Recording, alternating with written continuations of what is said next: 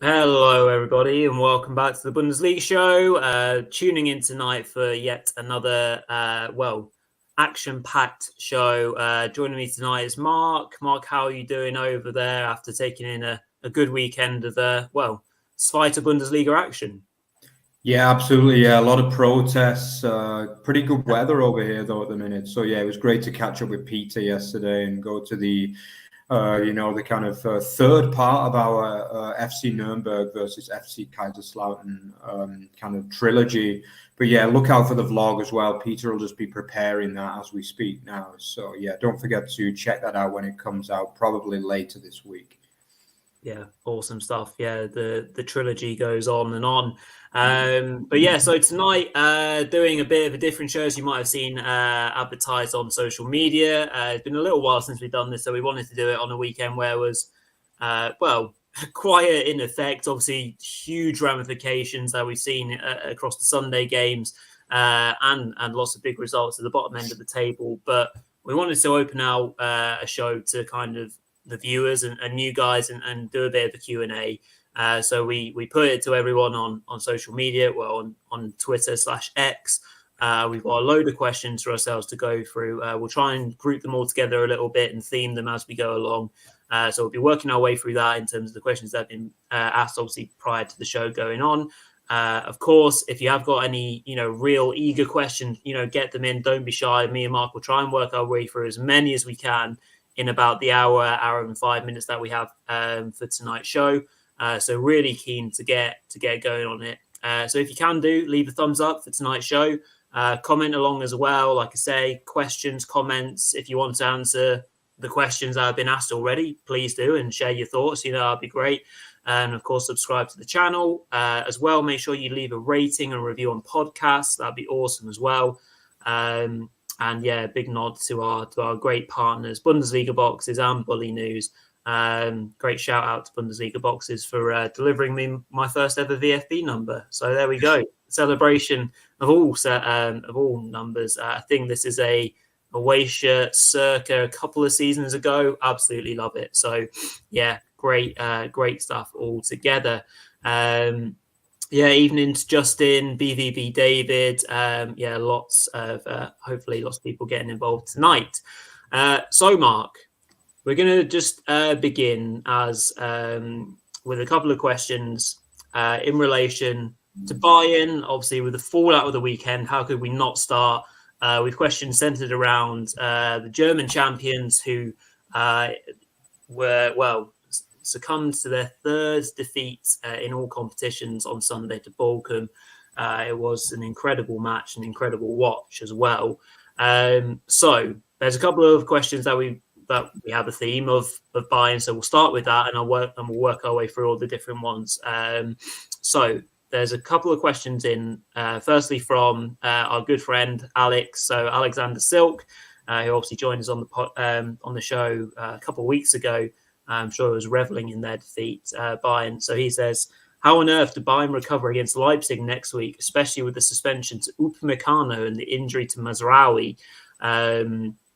And I think there's a similar question asked around that as well, which I'll pick up in a minute. But Mark, do you want to lead off on this, in terms of the recovery and maybe how Bayern how are they even going to shape up next week against Leipzig? I mean, they're going to be changing formation? Is there going to be just square pegs, round holes sort of gig? Yeah, it's going to be hard, that's for sure. Obviously 8 points the gap now following that defeat by Bochum.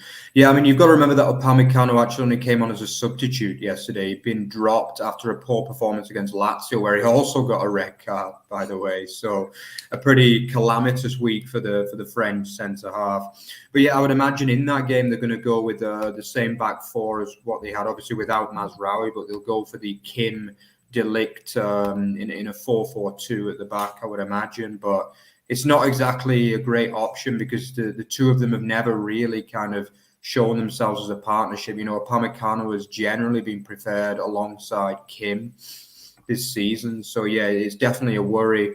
As for Mazraoui injury, yeah, it's really worrying because obviously Lima is currently out as well. So he's not going to be...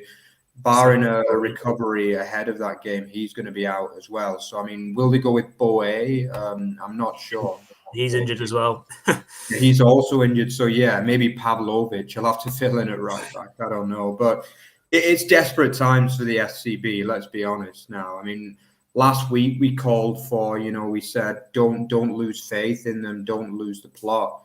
But yeah, after defeats against Lazio and now against Bochum as well, it really is worrying times for the FCB. I mean, as you say, the squad is ridiculously thin as well. I mean, if you looked at their bench against Bochum, I mean, it was desperately thin. As you say, they're not going to have a Pamecano for the next game. They're not going to have Mazraoui. And they've already got a lot of youngsters on the bench as well. This Brian Zaragoza has come in. He's yet to really show himself. Matthias Tell, a lot of people thought he would get more game time during this period since the Coman injury, but he's not really got that many starts. So, yeah, it's desperate times. Will Thomas Tuchel last? I guess we'll answer that question more later. But what do you think? Can you see them, recovering against Bayern, against Leipzig next week, or could it be more misery for the FCB? Well, linking into that, so another question that we've had is from the RBLE Global Tracks podcast, and they've submitted a good few questions as well. So thank you very much for those. One of which is, will RB be able to get Thomas Tuchel fired next week, or will the real Mir San Mir team finally show up? So obviously this directly correlates with the question that we've already had from Alexander. It's definitely not the team that Bayern would be looking to play after 3 straight defeats, is it? I mean, Leipzig themselves have been up and down this season, but Marco Rose has already displayed RB Leipzig have more than enough in their locker to beat Bayern. They've already done it this season. They've showed their qualities in a match where Bayern aren't sure of their back four, their back three, whatever it might look like. If you've got Golpender and Šeško, if they both have their shooting boots on, it's going to be a really open game. I think there'll be lots of goals in it. Bayern will have to score, minimum 3 probably to get the 3 points, in my opinion. But also, yeah, I think based on what's come out in the media in the last 24 hours, there's a mixture of things, Mark. I'm not sure if you see more in Germany itself, but from what I've seen on social media, there's a bit of a mix of Bild saying, Bayern are going to stick with Tuchel until the end of the season versus, if he loses against Leipzig, he's definitely gone. Some people thought the Bochum loss would be enough as well. So tricky. I think if they lose to RB, Tuchel will go, personally speaking. But what have you heard over in Germany? Is it slightly more they're sticking with him until the end of the season, no matter what? Not really, no. A lot of people think he's on borrowed time, basically, over here. Yeah, I think I was in the camp that basically a defeat or even a failure to win against Bochum would lead to his firing, and I'm a little bit shocked that we haven't heard that news today. I mean, obviously, he came out after the game and basically could title without saying it directly, and I mean, that's desperate, ultimately, Although it is true that Jan Christian Dressen guaranteed that he would keep the job until the end of the season, but we've heard that before. It's like the good old vote of confidence, basically, isn't it? And we all know that in football, a week's a long time. And for me, there's absolutely no guarantee that he's going to last until the end of the season. I think it's possible they might give him the Lazio game to try and turn that round, which I think is in another 2 weeks or so. But, I mean, he's on borrowed time, basically. He's going to get fired in the very, very near future. I mean, Kimmich has also come out and he's not happy. There's also been rumours about Harry Kane as well. I think more in the English media, that was, from what I can gather, about like him making a few comments about Harry Kane's performances in recent weeks against Leverkusen and Lazio. So it's looking very, very, it's over basically for Tuchel. I mean, if it's not now, it'll be at the end of the season, but he's not going to get another season in charge. That's for absolutely certain. And I mean, few would really give Bayern much chance against RB because RB love going to the Allianz Arena. Let's not forget that. I mean, they won on the last 2 trips there. They should have ended the title challenge last year as well with that 3-1 win. And then obviously they thrashed them in the Super Cup as well. So RB will definitely fancy going there and winning. And to be honest, with the, a mixture of the disarray that Bayern are in and also the personnel choices that are going to be out there, few were back against RB getting at least a point or even a win, in truth. Yeah, absolutely. And then still on that topic, we'll fire through this one a little bit quicker because there's a really good question from our good friend Runa as well to work through on Bayern, and then we'll move on. Why does Tuchel get so much credit, Mark? Was it wrong to get rid of Nagelsmann and Kovac? I'm not so sure about the Kovac part, but Nagelsmann, was Tuchel just in the right place at the right time to get the Bayern job? Nagelsmann was obviously trying to change a lot at Bayern in terms of style of play, and he was obviously upsetting certain profile players there as well. Obviously, we know the Manuel Neuer story about the goalkeeping coach and all that sort of gig. So was Tuchel just a benefit of right place, right time? Yeah, it's widely seen over here in Germany as a massive error, basically. Yeah, basically almost everybody, there's a general consensus that the firing of Nagelsmann was a massive mistake, and that ultimately Kahn and Salihamidzic paid their jobs for that decision as well. I mean, they were basically blamed for that subconsciously, for getting rid of, one of Germany's, best young coaches. Okay, he's not exactly done well at Germany in the German national team job so far, but, he is a very highly rated coach. He suits club football, and looking back, he wasn't doing terribly bad with Bayern as well, let's be honest. I mean, they were I think at the time, 2 points behind in the title race behind Dortmund. They were still in the Champions League. They had that Champions League quarterfinal against Man City, which they ended up getting thrashed in under Tuchel. And then obviously Tuchel also, was part of the side that lost to Freiburg in the Pokal last year as well. So it was hardly an impressive first half season either, in truth. Yeah. But yeah, how does he get so much credit? I would kind of agree with that. I think a lot of people have him down as one of these super coaches, but I just don't see it myself, to be honest. I mean, a lot of people say he's a difficult character as well. A lot of people initially were comparing him to Jurgen Klopp, but then many people said, personality-wise, he's the polar opposite, really. Like Klopp is like really friendly, charismatic, this kind of guy, but Tuchel is more... he's a complicated guy, a lot of people say. And basically, tactically as well, you've got to question it because, for me, he's not really made his own stamp on this Bayern team in terms of tactics. He's pretty much gone for similar to what Nagelsmann went with, but he's just been less successful, basically. So you've got to question him big time. And also his personnel choices have been very dodgy. The fact that he refuses to play Lima in midfield is bizarre in my eyes, and also the fact that he prefers Pavlovic over Kimmich at times is also maybe a little bit odd. And yeah, it's just not been very good. His year in charge has not been very good. They've lost too many games, too many embarrassments, and I think it is going to come to an end very soon, in truth. Yeah, good point from David as well in the comments saying that Nagelsmann won a league title in the full season. Unlike obviously Musiala basically winning the league title for Tuchel, obviously on the back of the end of last season as well. So yeah, very good point there as well. And just finally to close on an interesting question from Runa. What would you do, aka us two, I guess, to get back on track if you were Bayern bosses? The ultimate question putting us to it there, Runa. So a really good one. For me, just briefly on this one, I guess, well, firstly, don't let Harry Kane have any more say in signing anyone. So, aka, don't bring any more has-been Tottenham Hotspur players over, like Eric Dyer. No, I'm only joking. It's good to see English players in the league. I would say keep faith / build the team around the youngsters. So your Musialas, your Pavlovic's, Stanisic, if he comes back properly, Matty's Tell, those sort of players, they're the future of the club at the end of the day. And most of them, Tell has had a good breakout season. Pavlovic has been really, really good when he's played. Musiala is obviously one of the standout players in Germany.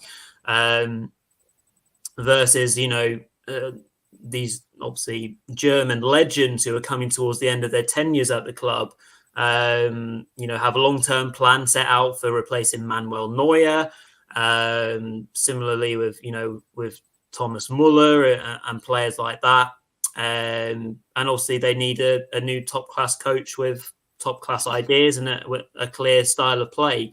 So I mean that's just for starters. Mark, any other additions to what you would do if you were the Bayern CEO? Yeah, I think focus on youth is very key to try and rebuild that Bayern identity, because to be honest, in recent years, a lot of the signings have screamed of like desperation. In truth, I think they've had a couple of poor years. I think it was right to get rid of Salihamidzic and Khan. I think that's a start, because they were kind of the start of the rot in my eyes. They brought in a lot of poor signings. And also, yeah, they've got to probably get rid of Kimmich as well, because I do believe, I know I've been a critic of him recently on the show. I do believe that, he's creating like a negative vibe there a little bit. And Tuchel seems to feel the need to play him in most games, but he's just not been doing it this season at all. I mean, I know it took a while to convince you, Rory, that he's not been at it this season, but surely you're convinced by now, because he's just, for me, he's just not been there. So maybe it's time for him to move on, go to Man City or whatever. And I think also, to start signing younger players again that have got potential to grow, because if you look at a lot of the signings they've made in recent years, even De Ligt, like he's not, okay, he's like 25, 26, but he's not a youngster anymore. And in the past, they always used to sign really young players and bring them through, Yeah, it's one of those clubs that have started. I mean, even Kane, I actually spoke to a few Bayern fans when they signed Kane, and as happy as they were, he's 31. He's almost 31 years old. So they paid 90 million for a 31-year-old. I mean, as good as he is, and I'm not criticizing him at all. But at the end of the day, it's not really looking towards the future, because realistically, you've got 2-3 years of him. He's going to be mid-30s, basically. So it's not ideal, really. And German clubs, they love to focus on, value for money, and 90 million for a 30-year-old isn't really great value. But they've got to start going to youth and, get that old Bayern way back in place, in my eyes. Yeah, stop snatching all of the second best players worth of team from Leipzig, Dortmund and co as well. They can stay well away from VfB as well. But anyway, some really good questions around Bayern and kind of fallout from obviously the weekend. So we'll move on and kind of go into another topic and set of questions. There's quite a lot on Leverkusen, but I want to come back to them. So let's dive into a few different areas of play. Let's just see who we've got here. One from our good friend as well, Moritz Bayer. Can Werder get European football this season? Mark, do you want to lead with this one? I guess it's kind of this one's very open, because it doesn't seem like anyone other than the top five wants any form of Europe, because everyone's form is just completely off versus what Werder's is. Yeah, I believe they can, but a lot of that depends on the cup as well, because you've got to remember that 3 of the 4 teams in the cup semis aren't going to qualify for Europe through the league. So basically, if Leverkusen fail to win the league, then one of those teams, either FC Kaiserslautern, Fortuna Düsseldorf, or Saarbrücken/Gladbach, are going to get in the Europa League, basically. But obviously, most people would expect Leverkusen to see that through. The very, very big favourites to lift the Pokal as well as the league. Yeah. But in that case, I definitely think it's possible. Like, if you look at the table now, they're in 7th place with 29 points through 22 games, which puts them 4 points behind Frankfurt, who are also faltering a little bit. So they might still have their eye on that 6th place. They played Darmstadt this weekend, which is a very, very winnable game. And, Werder Bremen have been one of the teams of the Rückrunde so far. I think nobody really predicted it, but they have been really, really good. They've shown up defensively. Zetterer has been fantastic, I've got to say. I can honestly say I've changed my opinion on him, because when he first came in, I was a bit of a naysayer in truth. He made a few errors early on, but he's been really good, and he's stabilised that defence as well with his commanding attitude. I think Friedel has been great. Malatini as well, coming into that defence, has done really well.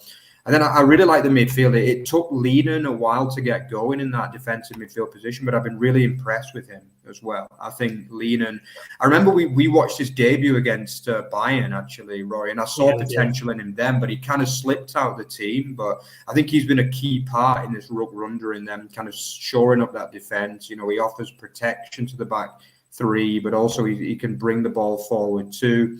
And then the likes of Schmid, Stage, and Agu have just been fantastic. You know, I mean, it was quite interesting that this weekend, and Jinma came off the bench, ironically, he actually was dropped for Voltemade, which is rather bizarre in some ways. But there is quality in that squad, you know, and Oli Werner has turned it around, because there was a point when you were thinking, you know, is he going to keep getting time? Because they were starting to lose quite a lot of games in the Hinrunde.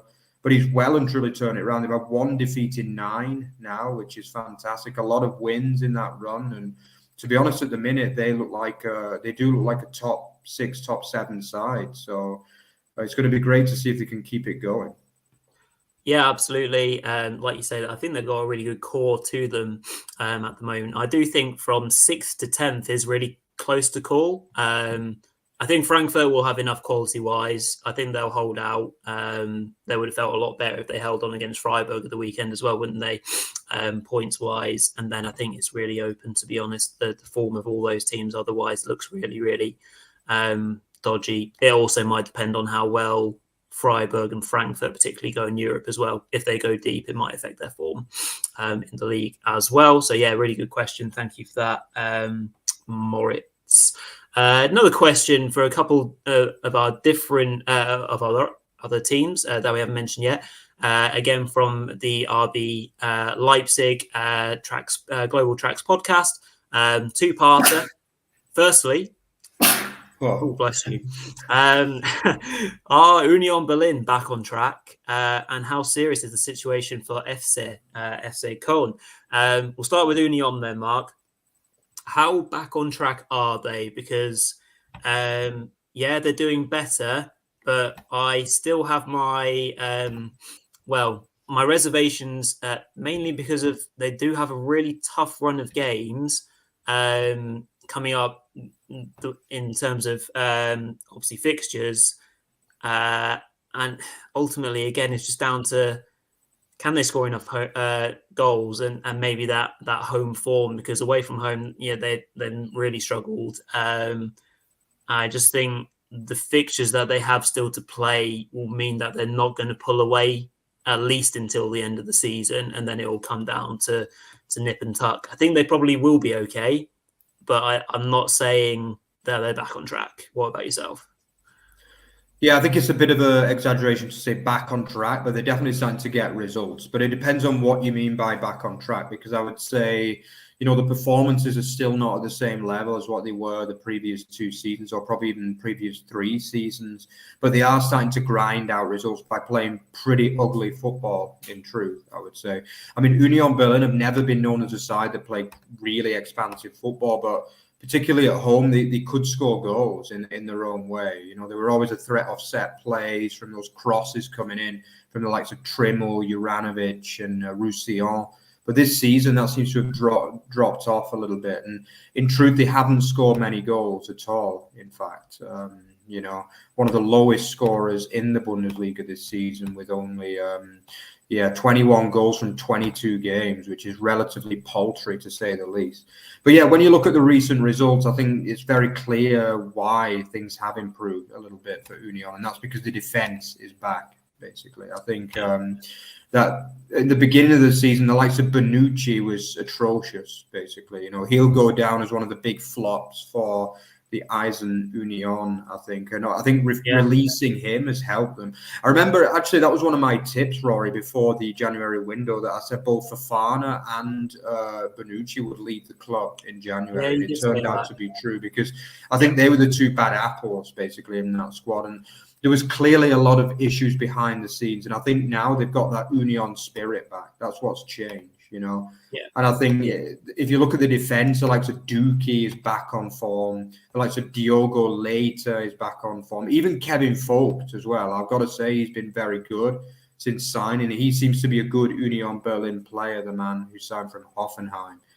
And they've got Khedira back in the squad. They've got Laidouni back starting. Even Trimmel started on Saturday as well. So you get the feeling that it's the old squad, isn't it? A lot of those new guys have been benched or sold. And actually, ironically, Aronson did get the goal off the bench, but he wasn't very good for most of his time at the club. But yeah, I mean, for me, it's more of a case they've gone back to basics under Bielsa, basically, and it's worked. Well, what do you think, Rory? Would you say the same? Or?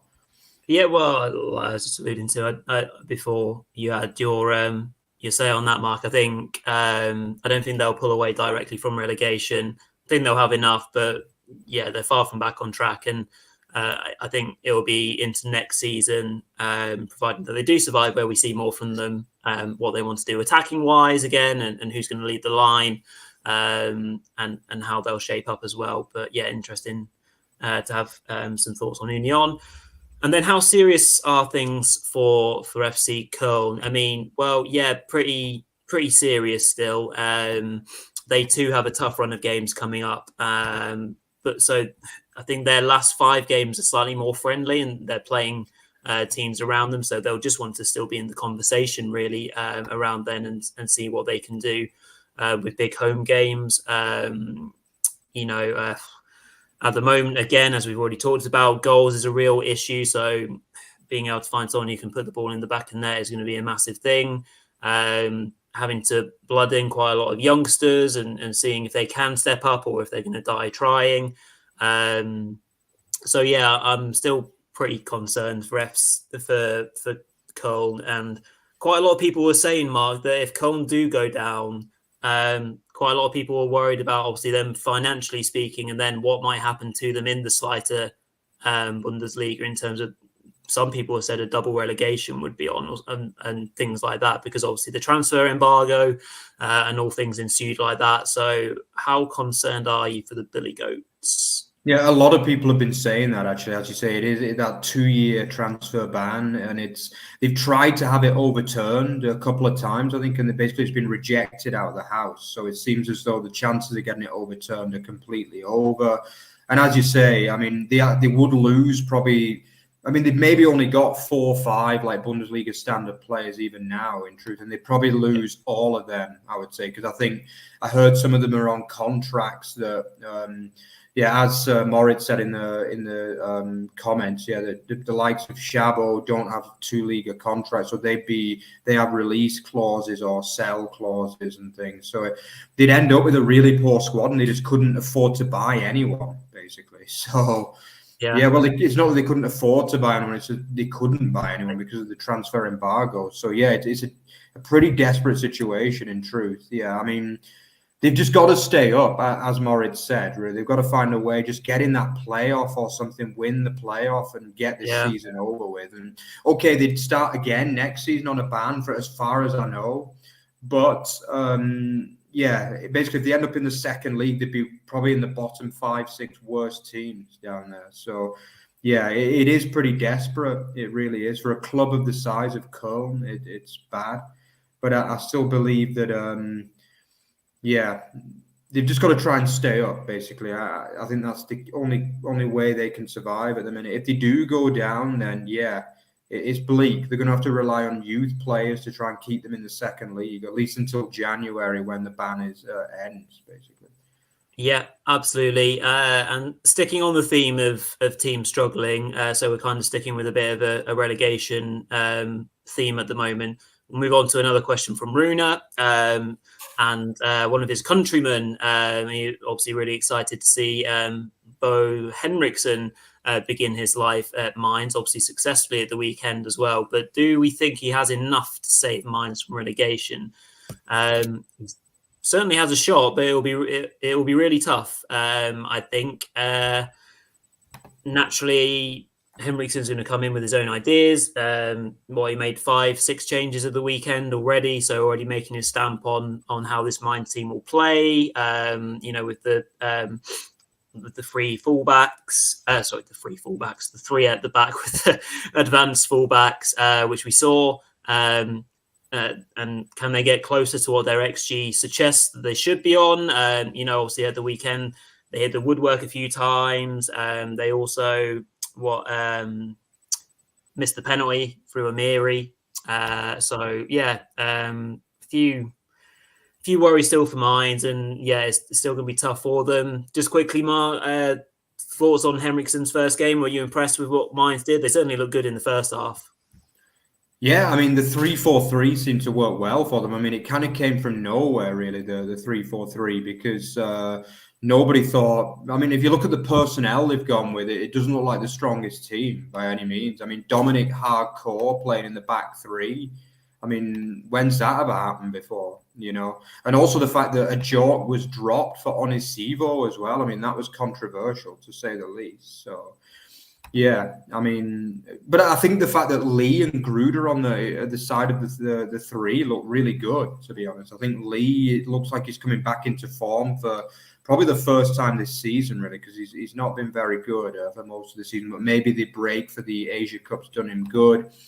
Amiri as well. Okay, he missed the penalty, but he's come in and done pretty well. He provides a bit of quality, and he is a good player, Amiri, you know, and if he can get regular game time. You have to remember that at one time he was considered one of Germany's big future hopes, really. So it was, you know, his career kind of dwindled in a very, very quality-packed Leverkusen outfit. But I think Mainz is a good club for him to rebuild his career. And yeah, I mean, the XG was like 3.5 against 0.8 for Augsburg. So, I mean, nobody can argue that they deserve the win, and they deserve to win comfortably, in truth. So, yeah, great start. The only problem is they go to Leverkusen this week. So, I mean, the chances of building on that result next to zero, in truth. So, it's going to be hard. They've got to try and win the home games. They've got to try and grind away and win some of those home games. That's always a good way to start. I mean, if you look at some of the fixtures coming up, they've got Gladbach at home coming up, who are just perched just above the bottom three, ironically, now. They've got likes of Bochum at home, Darmstadt at home, and Hoffenheim still to come.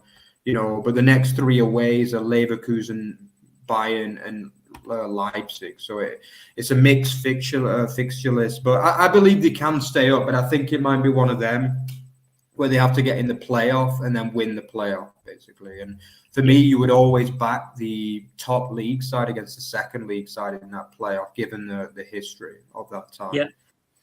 Yeah, absolutely. Like you say, it'll be tricky, and I think they'll need those around them's form to drop off a little bit, because, you know, they wouldn't have had Bochum to beat Bayern, for example, the weekend, and Union getting the win and stuff like that. So it's a good weekend because they won, but other teams around them also won, so it makes it a bad weekend in that sense.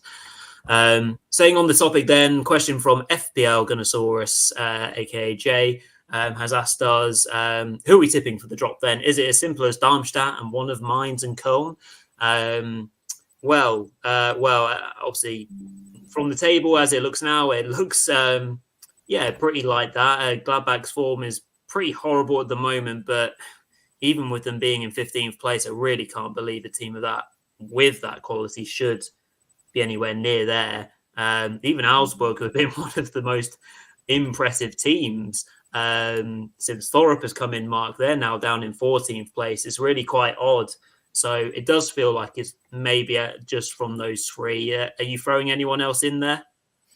I think it's just that magnet drawing Augsburg down, isn't it? That's what I've always said. It is. There's just something about that club that no matter how well they play, or, you know, the likes of Demirovic has been absolutely wonderful this season, in Barbu, but they still can't get out of that bottom third of the table, can they? It's almost like it's impossible for them. It's just not written in the stars for them to do that. Yeah. But to be honest, I do believe that there's a big gap this year between 15th and 16th. I think the other teams like Bochum are a very good side. Augsburg also have improved a lot. I think Bochum and Augsburg are both much better than they were last season, in truth. I really do believe that. And I think it's very hard to see them going down. It's also hard to see Union really going down, in truth, at the moment. Maybe Wolfsburg are one that I'm a little bit worried about, because they're just kind of drifting through the season, and they seem to draw every week, but they never seem to win, do they? So, a couple of defeats, all of a sudden, maybe a few hard fixtures in a row, and that could maybe drag them back down. But to be honest, I think it is probably that bottom three are playing for the playoff spot right now, in truth. Gladbach are on bad form. They could get dragged in, but I still see too much quality in that side to get dragged in. You know, they probably need another 3-4 wins to guarantee safety. Yeah. And I just don't see it happening, you know, although they are on poor form at the minute. But I don't see Köln or Mainz all of a sudden going on a winning run, in truth. You know, they'll get the odd win here and there, but I think probably 30 points will be enough to keep you up this season. That's my view anyway. Yeah, I think Gladbach will just beat someone random that they shouldn't do, and then they'll be fine. They often do that. Certainly you thought that Gladbach would be one of the biggest improvers in the Rückrunde marks. That's not quite gone to plan. But, these things happen, don't they? And then sticking with coaches maybe under pressure, good question from Runa. Who's going to be the next Bundesliga coach to get the boot? Maybe if we forego the obvious one in the shape of Thomas Tuchel. For me, obviously, Mark's just mentioned one, Niko Kovac. Yeah, massively under pressure. I think he's got to go soon, surely. And then maybe aside from that, I hate to say it, but Gladbach should not be in 15th place. Is Seoane under, he is under pressure, which would be a great shame because I think he is a good coach, but the results aren't, speaking at the moment. Anyone else, Mark, that I've missed? Yeah, I think there's one big one, and it's one of the teams that we actually tipped up as being one of the better teams of the first half, and it's Pellegrino Matarazzo of Hoffenheim. Yeah, like they're dropping like a stone there. They've not won in the Rückrunde yet, and they're getting worse every week. I mean, they've taken 1 point at home against Köln and Union, which is, nobody needs. I don't need to tell you that that's not good enough ultimately. And even the only point they did get was like a last-second equaliser against Köln, basically. So it's grim for them at the minute. And obviously they have high hopes. They've got a massive budget with SAP, funding them. And, Dietmar Hopp and the boys won't be happy with what they're seeing at the minute. And, it's not the fact they're ninth at the minute, but it's the fact they're dropping so badly. I mean, they were, sixth at the end of the Hinrunde? And, another 2 or 3 bad results, and they could be right down in like 14th, 15th, to be honest. Yeah, absolutely. Some really good questions in there. So we're now going to revert back up the league, and we're going to go to some questions about Leverkusen as well. So we've kind of themed them a little bit. So first one is another question from Moritz. So thank you for this one. Do you believe that Bayer Leverkusen can win the treble, aka the Europa League, DFB Pokal, and Bundesliga? It's certainly on, isn't it? Moritz, I mean, if they can wrap up the Bundesliga in good time and things are looking good in the Pokal, they're hugely strong favourites. Obviously, the big question is the Europa League then. Obviously, they have to play 1 round fewer because they top their group. I guess it's maybe a couple of teams that they would be wary of in the Europa League, Mark, is, what Liverpool are in there. And what AC Milan I see is maybe a challenger, but other than that, I don't think there's an awful lot for them to be too scared of in the Europa League at the very least. I think it depends on how seriously they take the Europa League, to be honest, because I think at the end of the day, they've got to win. The Bundesliga is the absolute unquestionable. They cannot blow it from here, and Jabi will know that. At the end of the day, Europa League's great, and German teams do take it seriously, but it's not the Bundesliga to Bayer Leverkusen. They've never won it before. They've always wanted to win it. They've been second, I think, 5 times, and I can guarantee there's absolutely no way that basically any other tournament will come near the Bundesliga for them. Even though they're 8 points clear now, all it takes is 1 defeat and Bayern win, and then it's back on again. So with 11 games to go, I know everybody's saying it's over, but I'm not in the it's over party yet, to be honest. I think it's over for Tuchel, but Bayern have been in this position before, actually, and still won the title. I think Dortmund, in 18-19, they were in a similar position with 11 games to go, and Bayern actually won the title that year. So, but obviously this Leverkusen team is much better anyway. You can't compare this Leverkusen team to the Dortmund side of that year. And I really don't believe they will lose the league, but they've got to prioritise that. So they've got to make sure the first team is out for every single league match. And then I think the second priority will be the Pokal, actually, as well. They'll want to dominate Germany this year. And then, look into next year, they'll want to have a good run in the Champions League. I would imagine that'll be the focus. But that doesn't mean that they won't be taking it seriously. I think they will take it seriously. But I don't think they'll win the Europa League, but I think they'll win the double of the Pokal and the Bundesliga. Yeah, that's what David said, I think, for going for the double. And then, like you just said, I was just bringing up another question, pretty similar in the sense of Leverkusen's chances potentially in the Champions League next season. Probably massively depends on what their squad looks like, who they keep, who they don't keep, I guess. That's all, for next year. If they keep the majority of their squad, they'll have a really good go at it, I think. And then what else have we got on Leverkusen? One from Alex saying, should Leverkusen win the league? Do we think it's better than Leicester winning the Premier League? For me, I think Leicester winning the Premier League is just ridiculous and outrageous. A lot less outrageous to think of a Leverkusen team winning the Bundesliga. So for me, it's Leicester City was more outrageous and better. What about you, Mark?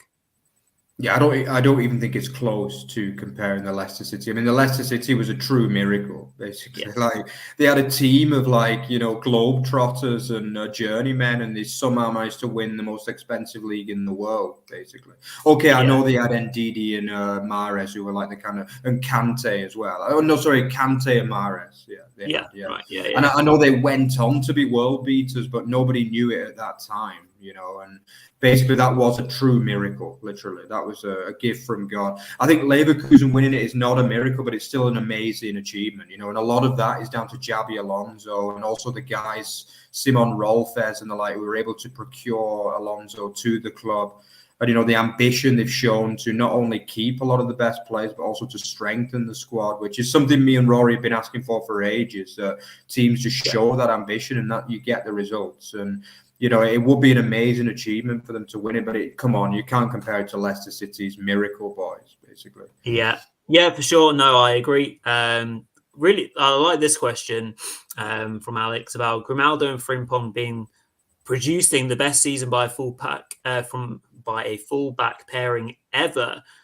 Which other fullbacks do you think have had better seasons? I mean, the fullback by definition, they're just measured differently these days, aren't they? Like, it is all about numbers, assists and goals more often than not in this modern day football that we play and watch. I mean, statistically speaking, both of them are well on their way. Grimaldo's got 10 goals in all comps, and Frimpong, I think, has 9. They both have 9 or 10 assists as well in all competitions. So I think numbers-wise, that kind of goes beyond a lot of what anyone has produced in a one-off season.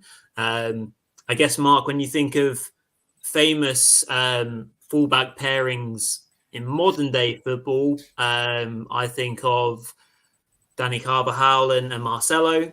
You think of, as much as I hate to say it, Trent Alexander-Arnold and Robertson, obviously at Liverpool, and maybe the likes of Alexandro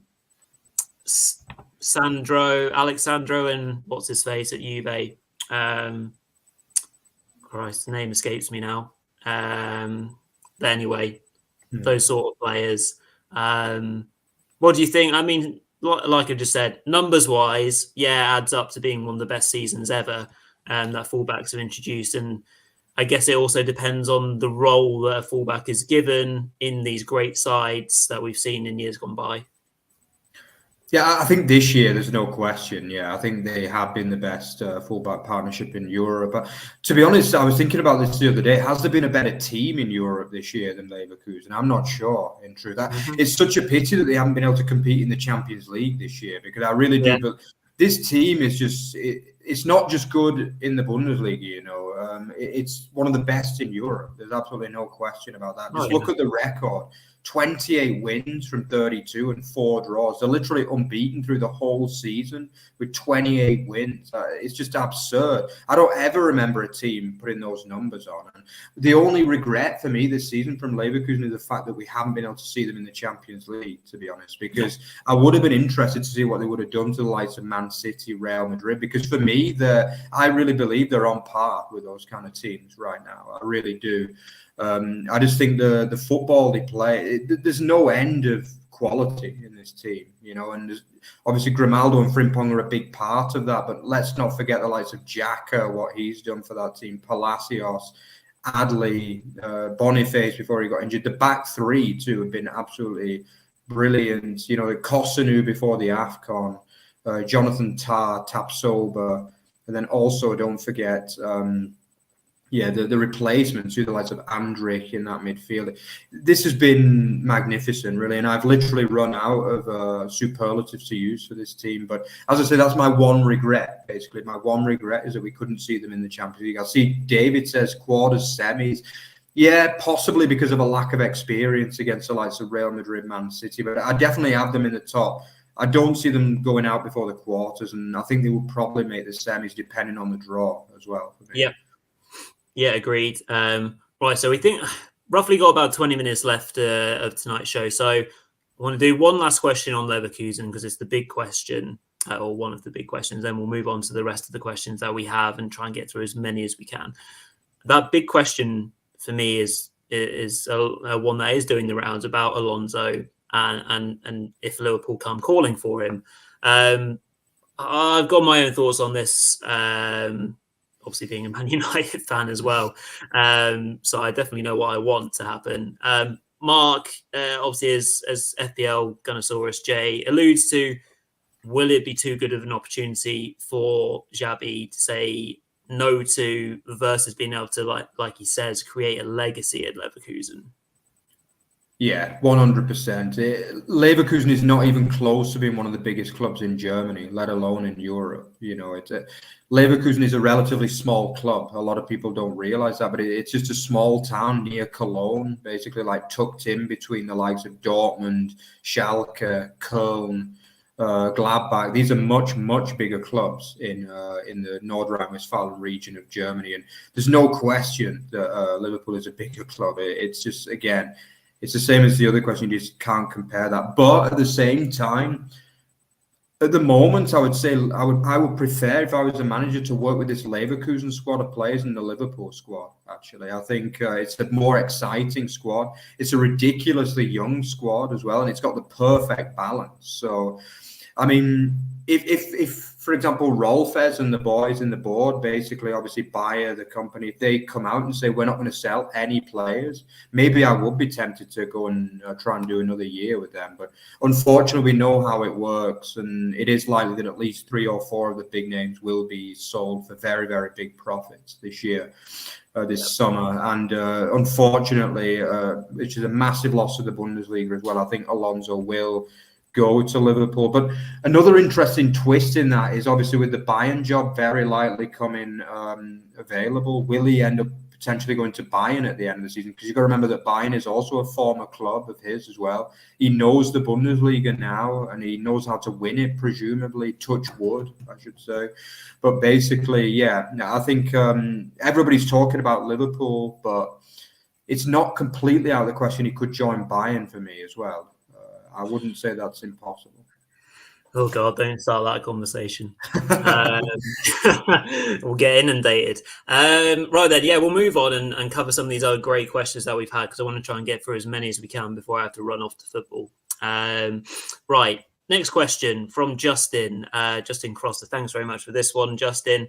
This has been a question on a lot of people's lips, and it was obviously very in at the moment with obviously the fan protests. Do we think that investment into the Bundesliga is unavoidable? This is obviously a hard one, because any investment that does go into the league, the Bundesliga, is obviously going to be heavily scrutinized by the fans, by the ultras. Obviously, just using this case in point at the moment, if the deal isn't right for the clubs / the fans, they're basically not going to have it. They're not going to allow it, in a sense. And despite what, the DFL wants, and, we're talking from a financial perspective and driving money into the rest of the teams, other than Bayern and a couple of the other big clubs, making sure that there's a fair pot to go around, and making them more sustainable in that sense. So there's certainly things to be considered when it comes to that. But also, Mark, there has to be a real guarding of the clubs, culture and what they're all about. There's lots of worry about a big change in kickoff times as well, which a lot of people aren't happy about anyway. So I think it will happen, but it just depends what kind of format it happens, I guess, for me. Yeah, I mean, you would have thought that it is inevitable, but I think at the end of the day, the fans' protests are working. Like, obviously, Blackstone pulled out of the deal. I mean, nobody thought that was possible, but Blackstone, which was the main American investor, the one that everybody thought would come into the Bundesliga, they wanted to put $1 billion into the project. They basically pulled out last week, and a lot of people think it's on the back of the protests. And basically now, out of those 3 investment groups, there's only one still involved, which is the CVC from Luxembourg, I think it is. And given the way that the protests went this year, I mean, this weekend, I mean, they were even more crazy, no less than at Nuremberg as well, which was one of the craziest of the lot, when the fans literally broke onto the pitch and put a banner right around the goal. I've never seen that before, basically. Like, the ultras basically piled out of their stand and just unhurled a massive banner saying, like, well, I'm not going to repeat what it said, basically. But yeah, it was very rude expressions towards the DFL and also to any potential investors that wanted to come in. And basically, I think, it looks as though there is a high chance that CVC will pull out as well. And that'll mean that this particular brand has been, the Ultras group's won, basically. But is it inevitable that it will come eventually? Possibly. I think they'll keep trying, but like, German football is an example of, like, I guess in some ways, like a true democracy. You know what I mean? Like, the fans do choose the destiny, basically. And I think, I mean, it's definitely worked. I also have my doubts whether these protests have worked and things, but so far they seem to have worked. The Ultras fan groups have got what they wanted. I mean, the groups are also supporting each other as well over these protests. You know, yesterday the Kaiserslautern fans were clapping the Nuremberg fans, and it's very much a consensus from the fans that they don't want to see this. Obviously, the clubs, I think only 8 clubs in the top 2 leagues voted against it, and Nuremberg was one of them, actually, and also Kaiserslautern. So that was a real interesting one. It was 2 of the only 8 clubs that officially voted no. They've not been announced officially, but that's what, I think it was the Kicker did basically like a spread saying which clubs they think voted yes and which ones they think voted no. And in the Bundesliga, it was only Union, Freiburg, and Köln, they think, that definitely voted against it, and Augsburg abstained, I think it was. So whether it'll happen in the future, if you asked me 2 weeks ago, I would have said yes. But after what's happened, I'm not sure, actually. I don't think it will. It's not a guarantee, I don't think. Yeah. No, absolutely. Really good point being put in by VfB Americana, Stuttgart Americana, our great friends. Not to sound like an old man, but since 2007, Bundesliga has ranked 2 to 4 in the UEFA coefficients. Not to say that investment isn't needed, but without investment, the league is doing fine. And we've been living and breathing it, Mark, for the last 4 seasons. And we've had some great times enjoying great success of German teams in Europe, no less so than I was watching Frankfurt going all the way in the Europa League and things like that. And there is a question about the coefficient rankings as well, which we'll try and cover now, and it also saying, or is it me, that 2 billion as proposed seem like not a lot. I guess it's not a lot when you compare it maybe with other leagues from that standpoint, from a financial point of view. But yeah, absolutely, some really good points being raised there. Let me just quickly find the question around the coefficient rankings. So when will they be figured out, i.e. 4 or 5 Bundesliga teams to qualify for the Champions League? That's from VfB Cleveland. Obviously a really good question for VfB fans to be asking and wondering about, of course. Mark, as I understand the coefficient rankings, in obviously it's all about these 2 extra spots. From the way that it's all figured out, it sounds like England are very likely to get one of those 2 positions. And then it sounds like a fight between Italy and Germany at the moment for that extra spot, based obviously on how the rest of the season goes. I think traditionally the rankings were figured out by you get 2 points for a win, 1 point for a draw, and then it's divided by the amount of nations that are competing in the competitions, something like that extent. So obviously the Bundesliga still have a good amount of teams left in it, but I guess that everyone will be slightly more reliant on how far Leverkusen can go. I mean, I was about to say how far Bayern can go, but if Bayern are knocked out, that won't help, Leipzig, Dortmund and Stuttgart, who are wanting maybe there to be 5 spots, so there's not this big fight between those 3 teams as well. So do we think it's it looks 50-50 basically, I think, at the moment for whether we get top 5 in the Champions League or not. I think it'll have to go quite well for the Bundesliga teams for the rest of this season. Yeah, we probably need one Bundesliga team to make it to like this minimum semis, but probably final of the Champions League. I think, unless it's an all-English final. Because as you say, I think England is pretty much certain to get one. So it's probably going to be between. At the moment, it looks like Germany and Italy. But I guess if Real Madrid if it's a Real Barca final in the Champions League, they could still nick it. Yeah, the Spanish. Mm-hmm. But I think it's most likely. But the Bayern lack of form is a worry for the Bundesliga, because, like it or not, Bayern are the leaders of German football in the Champions League, and we need them to recover to get to at least the semis, really. Obviously, Dortmund, have had a good record in the Champions League in recent years, and I feel as though they actually look the best place potentially to have a run this year, because, they play PSV Eindhoven. That looks winnable, and then all of a sudden you're in the last 8, and we've seen that Dortmund can play well against the bigger English teams too. Like last year against Man City, they were brilliant, especially in the away game when they were very unlucky to lose 2-1. And I thought they were superb. So you wouldn't rule them out potentially taking City or even Real. I think it is within the realms of possibility that could happen. But then obviously looking at the Europa League, that's where Leverkusen have got to come in and do us a favour, because I think most of the points are won by Champions League, but also Europa League is pretty important too. I think Conference League carries very, very little from what I can gather. I think the points are worth a little bit less to the coefficient in that one. But still, Frankfurt going pretty strong in that as well. So I think a lot of it will depend on the Champions League. We really need Bayern to overturn this against Lazio. And then we probably need the BVB to make probably the semis as well, or quarters would be useful as well. But I think the semis has got to be the goal for Dortmund as well for me. Absolutely. Right. Let's try and hammer through a last couple questions for everyone, because I know everyone's asked some really good questions, and apologies, we might not get to everything as time is looking. A good one from Jay. Surprise players this season, Mark. Ones that you never expected to see the form that they are in. A few just quickly for me. I'll shout out a few and then you can shout a few. Nijmar for Werder, he's come out and done fantastically well out of nowhere. Marmouche, under the radar for Frankfurt, I think he's done really well. Obviously, the likes of Undav and Furyk for VfB. I could go on, but I'll let you do a few as well, Mark.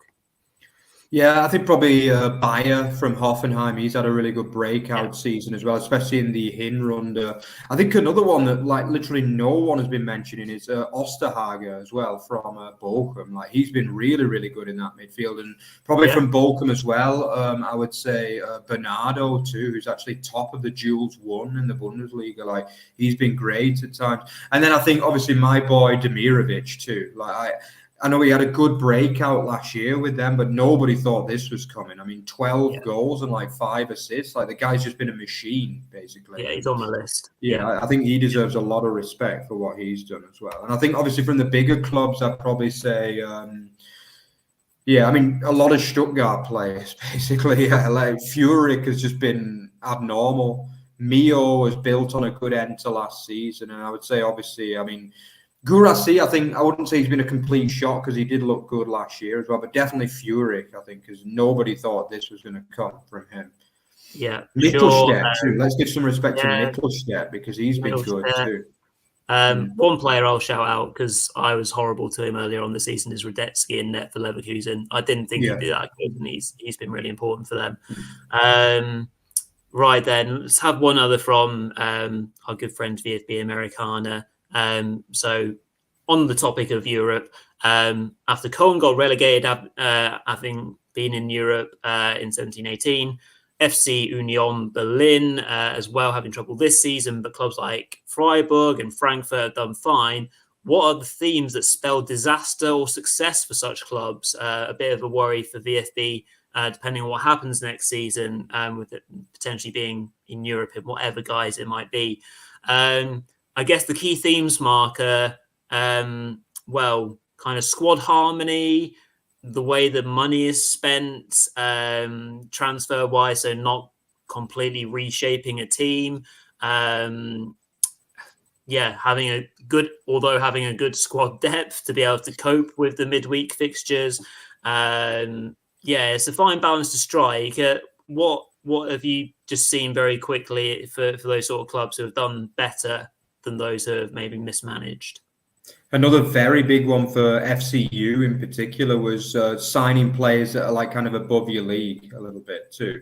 Like going for the kind of Hollywood names, and then they just don't work out. You know, obviously they went for the likes of Bonucci, who, I mean, for them, he's probably the most famous player ever to play for Union Berlin, but it just didn't work out. Like, he didn't buy into the whole Union ethic, and it just didn't work out for him at all. So I would say first of all, you don't want to lose too many players. That's important. You know, you can afford to lose one or two, to get the bank rolling again. But basically, don't lose too many key players, and also don't sign kind of Hollywood signings, basically, because in more cases than not, it doesn't work. I think the only time I can remember a club that signed Hollywood signings working was Bolton Wanderers back in the 2000s. I don't know if you remember, they had the likes of JJ Okocha, Yuri Jorkaev, Fernando Hierro, and they all did well too. They all did well. They did. Yeah. I know that because my dad's a Bolton fan as well. So and basically they were all about 35, but they all did brilliantly well. So I don't know how that worked, but in most cases it doesn't work out well when teams go for those kind of Hollywood signings with players that are either above the league or just past it, basically. Yeah, I think we very much like from a VfB point of view, whatever happens at the end of the season, just keep on making those really smart decisions in the transfer window, getting your likes of your Angelo Stillers under the radar and your Mittelstedts, and keep on improving them.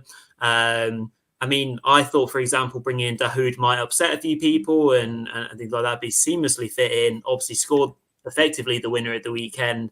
Another really good decision by the looks of it. So keep on adding that depth and that to the squad.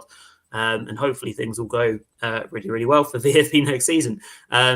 Right, I'm just about running out of time. I just wanted to come to this last question quickly, and I really do apologise if we've missed any questions in the live chat or ones that were asked prior to the show. We're just a little bit time constraint today with the show.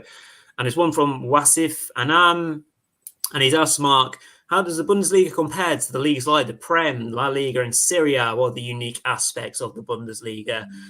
Well, I think we can quite safely say a unique aspect is the fan culture. We talk about it a lot on the show, don't we? And how amazing it is. The ultras, the tifos, how much they care and what a huge impact they have. The 50+1 rule and everything else like that. Yeah, exactly what David said, the fan culture. In terms of the style of play, I guess, in the Bundesliga, it's very attacking, it's very open-ended. There aren't a huge amount of teams that are massively defensive. It's fast, it's furious. It's one of the reasons why we absolutely love it. Anything else that you can just very quickly pick out from Bundesliga in terms of it being unique? Yeah, I think teams are very kind of like, as you say, they have a very, in Germany, it's all about like kind of a quite attacking philosophy, a counter-attack as well. Yeah, but it's about like basically the clubs feel a duty to like entertain the fans, basically. Like you wouldn't have like a Tony Pulis in Germany. It's very rare that happens because it would be seen as like a kind of too dull. And the other thing, the absolute main one, as you say, though, is the fan culture and just the way that it's almost like a throwback. German football is like a throwback to like 1960s, 1970s England, when before all the billionaires came, before, that you had to pay 80 quid for a ticket to go and watch Arsenal or whatever. I mean, it's cheap, like extremely affordable to go to any German game, basically. Like even Bayern Munich, you can pick up a ticket for less than 20 euros. And often, like for, the likes of Augsburg, you can easily get a good seat for 22, 23 euros, which is less than 20 quid. So it's very well priced. And you can also drink in the stands as well. Don't forget that, guys. Yeah, for you drinkers out there, you can drink in the stands. You don't get told to sit down every 5 minutes by stewards. For those smokers out there, I mean, I'm not a smoker, but you can smoke in the stands too. So it's like a throwback. I mean, it's fan-centric. It's all about the fans. And that's what makes it the best league at the end of the day. I mean, the stadiums are full up and down the country. It doesn't matter what league you go in. And the atmosphere is just electric from start to finish. So if you've never been to Germany or seen a game, then get yourself over and watch a game, because there's nothing better, really. There really isn't. Exactly that. Yeah. Very well summed up there, Mark. Very nice way to finish up as well. It's time to grab a drink. Thank you. Thank you all for what has been a really good show. Really glad that we did this. We enjoy doing these Q&A shows. The questions asked during the show, before the show, all awesome. Thank you everyone for your comments as we've gone along. I'm gonna have to hand it over to you, Mark, to finish up quickly, and I'll have to be darting off down the road. Yeah, so if you enjoyed what you saw today, then check out our Twitter at @OverTheBarFB and @OverTheBarExtra. Also, don't forget, we're not only a YouTube channel, we're also a podcast. So remember to leave a rating and help us on there as well. And don't forget to like, comment, and subscribe. We're slowly building towards our goals. So keep us going. Obviously, we've got more and more content coming out for you. We've had a really good start to the Rückrunde as well in terms of content. We've got vlogs. I think 3 vlogs from the Bundesliga. Also, don't forget Ian's vlogs from the Football League as well. And we will have the Nuremberg Kaiserslautern one out probably later this week. So thanks very much, guys. It's been a brilliant show. So much good interaction to the likes of David. Obviously, Stuttgart Americana. It's always a pleasure to see you guys. And by the way, I was right about Undav as well, Americana. Thanks to Justin, Ballum, as always. Yeah, it's been an absolute pleasure. Thanks a lot, guys. And we'll see you again later in the week on Thursday. Bye-bye. Cheers all.